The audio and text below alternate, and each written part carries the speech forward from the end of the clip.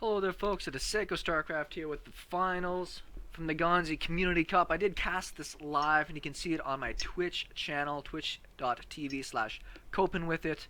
But I'll be going through these games again now that I've had the opportunity to kind of sit back and chill out.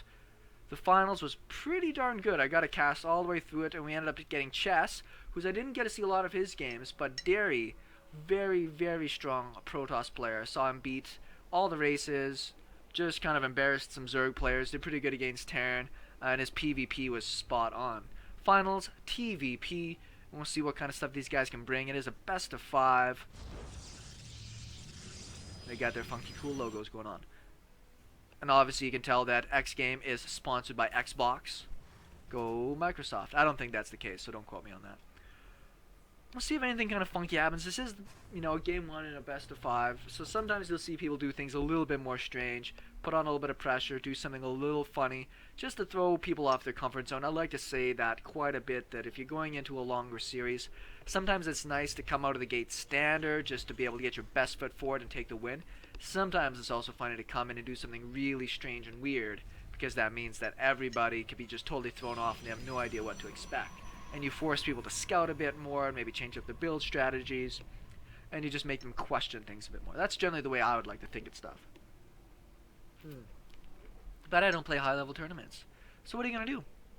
Though this week I'm pretty sure we are going to be playing our first round of the Day 9 Fun Day Monday tournament. Me and my pal, Ilmatic Dubs, should be out there being baller. Likely going to see a Reaper opening, which we can tell by where it's rallied. We'll see what's going on. We'll see if he gets any damage in as well. Gas on the way. Gateway happening. It seems like this stuff is slightly delayed. Generally, we'll be seeing your cybernetics core on the 17 supply. But we're actually going to be getting it just a tad later. So that means this Reaper might be able to come in and do some damage. It'll be a while before a Stalker, and even longer before a Mothership core can make an appearance. Gas just now being taken. A Zealot is started, but that's not really going to help defend too much. Orbital Command just wrapping up. We'll throw down that mule. Righto. Now it's interesting, and I don't know the mechanics of this well enough. They puts the mule down on the far mineral patch. I've been told quite a bit that it's nice to throw down the mule, on the nearer mineral patch, because it doesn't interfere with other units mining at the same time, and it'll move minerals faster. The difficulty is then sometimes you can mine out your base at an inconsistent rate. We actually did see Chess pull out of gas here once he had got that Reaper started exactly so he can get down his command center and other barracks even quicker. There's our Reaper there. He's actually putting himself in a pretty dangerous spot, it seemed. Like it was a little bit easier to surround. He gets 1 kill for his trouble. Mothership core is out. You probably should come in here and see that this Nexus is down. And he does scout it. Shoot it a couple times so you'll feel better about yourself when you get to shoot things. So the command center is at a little bit more than a Nexus here. Pretty fun little strategy, just pulling off the gas just so we can get down a few more of these other buildings quicker. Double marine production at a time. We'll probably bunker up at the front. It's very important at this point as a Terran player to keep that Reaper alive or to continue providing a lot of other scouting.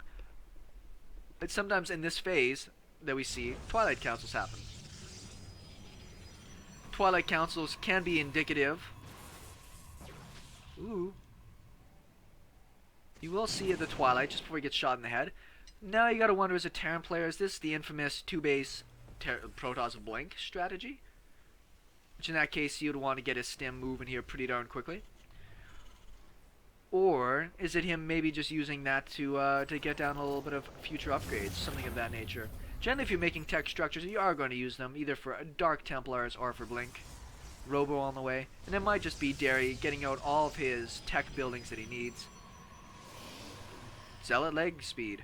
The charge. Now, if I remember some of the games that Derry did, he liked to go for this style that was a little bit more heavy on Zealots, and then you get in the High Templars. And what that allows you to do is split up your focus of your resources. You spend all of your minerals on Zealots with charge, they can do good. And then you've got those, very paper-thin, gas-heavy, High Templars in the back that are going to get those storms down on the bio. So it makes for a really good mix, and then you don't have to worry about Colossus tech as much, maybe teching into that in the late game.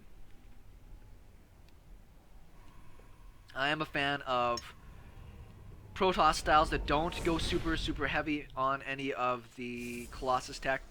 It costs a lot, it takes a lot of supply, and if you're not careful, you know, a big Viking cloud can just come and clean that up, and then you're kind of thin. Getting the armor started also goes in good with the zealot heavy mixture. That just means they're going to charge fast, tank longer, and give you a better opportunity to survive. Terran player is doing pretty good on his own right here. If we look at the economy side, he's not down by much in workers. A couple of mules are going to make up for the income difference.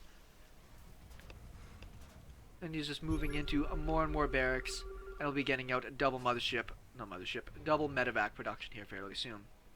Scans, sees the extra gateways, sees that there was research on the Twilight Council, so that likely means that it will be a blink, or that it's going to be charge. A lot of the times you don't expect charge right away, but it could be pretty likely, particularly when you see a robo that can get you the observer to get you high ground vision. Sometimes blink is just way common, and it's a pretty good map for it. I mean, you can come into these areas and blink up, or even just to kind of attack this area from blinking up over here. A lot of different things you can do with blink on this map. Terran player, not worried. Upgrades wise though, he hasn't started any of them. Does he have his engineering base down? He does not yet, and it's a choice you have to make. Is either you're going to go for some sort of pressure, which looks like Chess wants to do with 2 bases, and that means you want more units, or you try to go for a timing with your upgrades a little bit later in the game. So as the +1 is going to finish up, we'll probably see +2 armor started pretty quickly. Not a lot of army here for Derry. That's part of the risk he takes in this strategy, is to really build up a really good tech foundation and economy foundation, and then come at you with just the right kind of unit mix. Looks like he wants to get down a 3rd Nexus here. Should be seeing that scan happening. He does have a photon overcharge ready, but there's nothing else here. He doesn't have storm. His archives has just started, and a few more gateways in production. This is actually really good from Chess here. He's going to split up the focus. This is why you keep pylons at the side of your base, by the way. And he could actually get a fair bit of damage in here. He's actually going to hit a pylon. The overcharge gets cast in the main. Which kind of, there we go. As I say, I'm kind of surprised the army hasn't attacked in the front. +2 armor has been started up here. I do like mixing in the Widow Mines with this army. This is something you're going to see a little bit more of, I think, over the next little while in TVP, which is you essentially Widow Mine your path of attack and just kind of bounce back and forth over these Widow Mines. There is no detection here. I don't know if Derry realized that he had a Widow Mine, because he's already started another Immortal. More Widow Mines in position. This guy's still over here ready to throw down a Nexus, but this isn't the best time right now. Should know that those Widow Mines are there. When you get close enough, they kind of reveal themselves.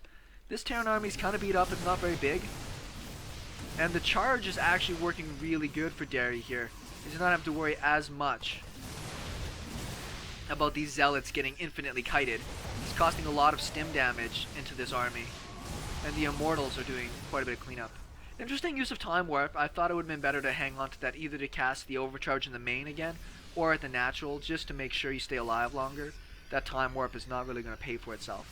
Storm is on the way. I don't think there's any high... Yes, there are some High Templars out that are really close to getting sniped in the face.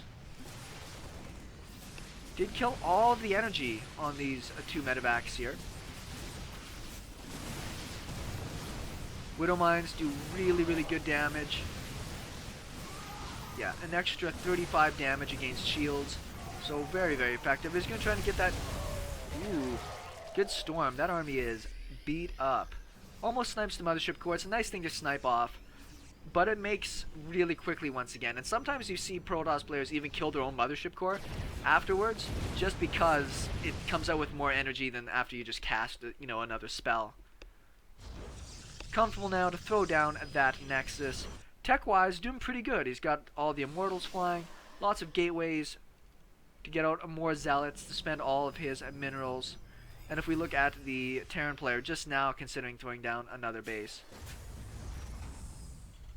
So +1's about to finish up here, but +3 armor already on the way. And that's such a ridiculous advantage for the Protoss players going up against a lot of Marines that only do 7 damage right now. And as soon as we get that final upgrade, there's going to be 4 armor on these Zealots. So they're only going to take 3 damage, 4 damage when +2 is finished, and that's not that much. Before those zealots just charge right on top of them and get the kills. Cannons happening in the mineral lines. I'm pretty sure there's a cannon happening in the mineral line. Yes, there it is. I do this as well as a protoss player. If you got a few extra bucks, throw down a couple of cannons. They buy you time before your tech or your minerals get eaten up. Particularly in these kind of bases. Also against widow mine drops. A very, very popular thing for Terrans to do now, just because you can catch protoss players without any of those robos or any type of detection. Only one widow mine in this mix. We'll try to come down your pressure this way. Army is slightly out of position right now. No storm on this guy just yet, but there are more storms in the back. Not a very good storm on that one. Just trigger the widow mine. The immortals, they don't have any upgrades to their attack, but they will just kick through these marauders here, doing so much damage versus armored units. Not a lot. Well, there's a good chunk of medevacs here. It's not too bad. It would be nice to see Blink and a few stalkers just to be able to chase down some of these medevacs. The medevacs are super, super critical. Nice storm dodging there, but all of his units are very, very beat up. +3 is about to finish. 2-1 right now in the queue for the Terran player. He should be moving over another base fairly soon. Start pumping out the ghosts. Ghost Academy is finished. The great thing about this charge is that it also just forces the Terran player to stim and get out of there. Because it's so much damage if you don't. And you can see how much these units are constantly getting beaten up. Energy on these medevacs always getting deteriorated. Some stalkers back in the main. Drops are extremely, extremely important to the Terran arsenal. And that's why I like the cannons, because that means this can be part of your army and not sitting at home trying to defend, which you don't know is going to be coming. Not enough energy to kill in one shot here.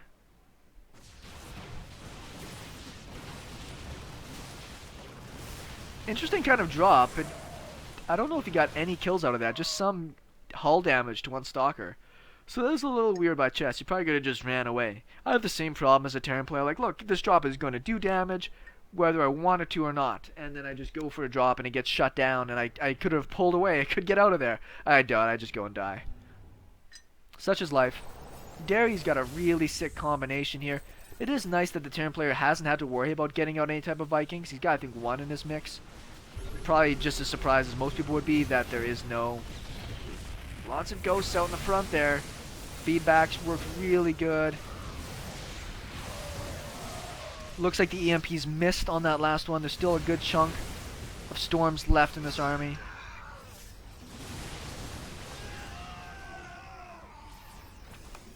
Ghosts getting a little caught out of position there.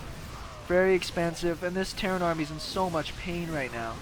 Trying to kite as best as he can, and yes, it is taking out quite a bit of stuff. Just can't hold with the storms there. Almost killed his own observer with that storm. More feedbacks on the already spent medevacs here. And now we're going to be getting on top of the Terran production here pretty quick. 3 bases already running quite nicely for the Protoss player. Terran player struggling to get that third going. Immortal's kind of bumbling around here. Looking like Dragoons of old. I don't think he's got any storms. These are going to be really great though. Archons getting right on top of this army and just bunching right through. These medevacs want to heal stuff, but there's nothing here to heal for them. Unless they don't have any energy. And there's the GG. So game 1 is going to go to Derry. We'll be back in 2 seconds with game number 2 from the Gonzy Community Cup Finals.